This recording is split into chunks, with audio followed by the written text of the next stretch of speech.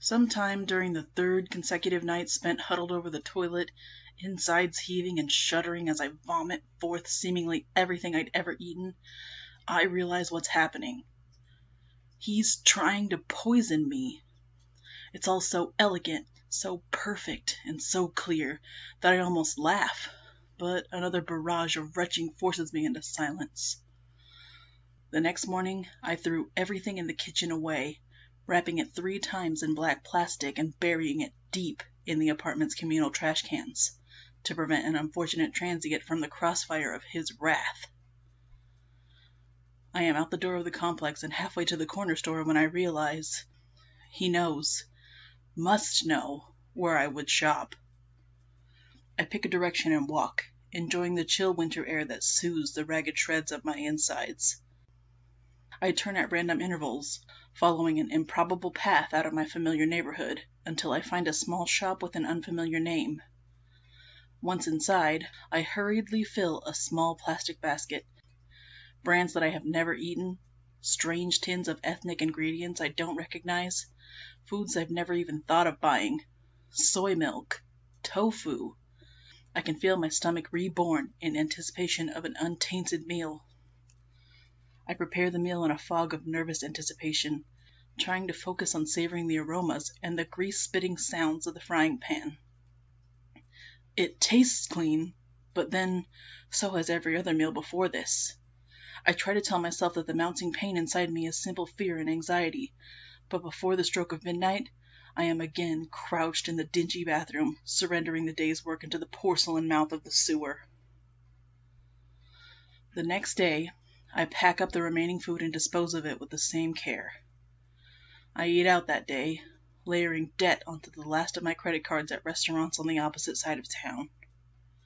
He is more clever than I could ever imagine, and I am awash in despair as I spend another sleepless night gagging and sobbing on the tile floor.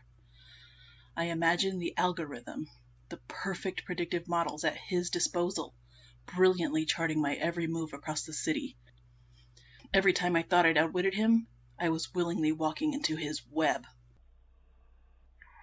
I buy a candy bar from a vending machine in a theater and hold it close like a talisman. When I get home, I fill the bath a few inches deep with rust-colored water and hold the little plastic-wrapped bundle beneath the water and squeeze. I know that I will see it, but it still breaks my heart when I do. A thin, almost invisible stream of bubbles picks out the point where a foreign object has pierced the protective layer. Through the haze of piercing hunger, I convince myself to try just one bite and to take the chances. It's a gamble that I do not win. In the small hours of the morning, as I press my fists into my empty protesting belly, I imagine the legion of his followers, sliding silently through the restaurants and produce aisles of my life, slipping hypodermic needles into carefully selected packages of food. They are ruining and corrupting at his whim, surgical and efficient, before vanishing into the throng of the city at my approach. They will always be one step ahead of me until I learn to think in new ways, to chart new cognitive pathways, and turn the game back upon him.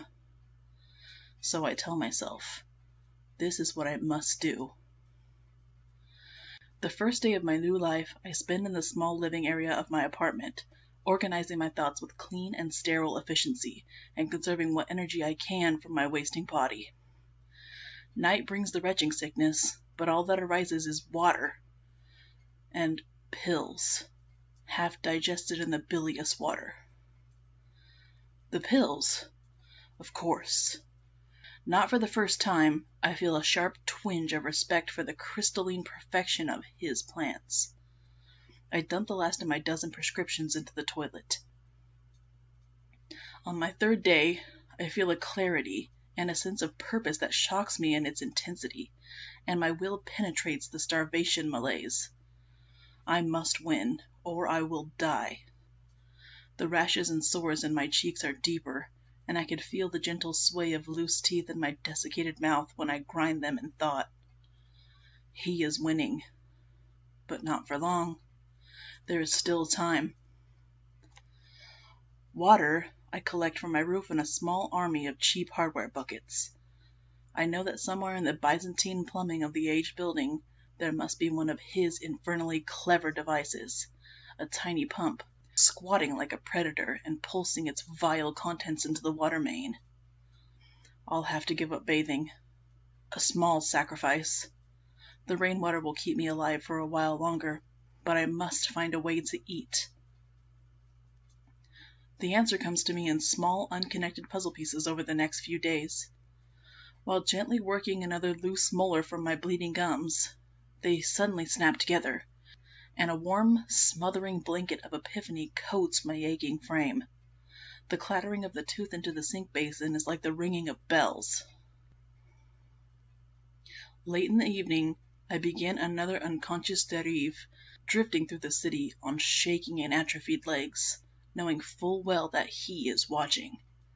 But this, my beautiful solution, is beyond even his reach. I choose the house at random, and then, in one final attempt to baffle the algorithm, turn around and choose another house across the little tree-lined street. I sift through the mail. It's a small sample size, but enough to confirm the most necessary of facts. A single occupant.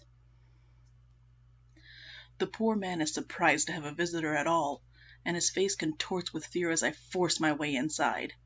I am flooded with guilt and regret as I push him to the floor and strike quickly with the crowbar I pull from the folds of my jacket. No, I must steel myself. This is his fault. He brought us to this, and this poor man is just another of his victims. I make quick work of the meat, the muscle memories of summers spent hunting in the mountains flaring up with each quick cut. I allow myself a quick bite, a feast to my shrunken and withered stomach. The iron and mineral salt taste floods my head like a vapor, and I bawl in relief like a child.